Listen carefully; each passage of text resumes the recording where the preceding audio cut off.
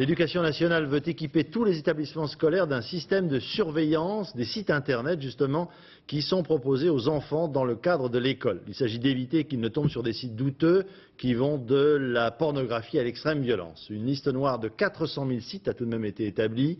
Il reste que sur internet, interdire n'est pas facile. Laurence Deleur, Muriel Lassaga. Cet universitaire de Toulouse est l'inventeur d'un robot qui explore inlassablement Internet à la recherche de pages répréhensibles, des sites nazis, pédophiles, pornographiques. L'outil a été entraîné à les repérer. Il ne cherche pas à repérer un mot en particulier, il cherche à prendre tous les mots, il évalue chacun de ces mots, est-ce qu'il est très pornographique, est-ce qu'il l'est peu, et il en fait une sorte de moyenne pour dire si au final la page est pornographique ou pas. Si elle est pornographique, dans ce cas-là, il la ajoute de manière automatique dans la liste noire.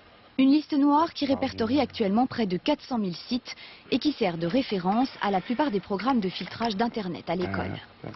Ce lycée de la région parisienne s'est équipé d'un programme de ce type il y a 1 an. Une cinquantaine d'ordinateurs permet d'accéder au web, mais pas à n'importe quelle image ni à n'importe quel texte en théorie. Et il est évident qu'on ne peut pas laisser faire non plus n'importe quoi dans un établissement scolaire. On a une responsabilité, on peut nous faire des reproches par rapport à ça. Rassurant pour les équipes pédagogiques, mais pas vraiment efficace à 100%. Démonstration. En cliquant sur le site normal, qui est en anglais, je ne peux pas y aller. Je reviens sur la page précédente et je traduis cette page. Et il y a possibilité d'y aller. Ça fait qu'en faisant quelques liens, je peux accéder à ce site qui au départ est interdit.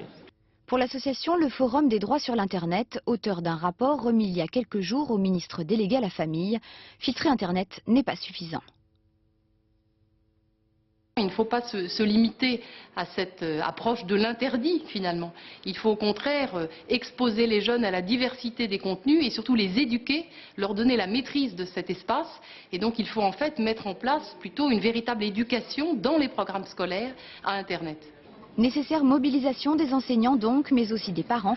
Actuellement, 70% des enfants surfent seuls à la maison.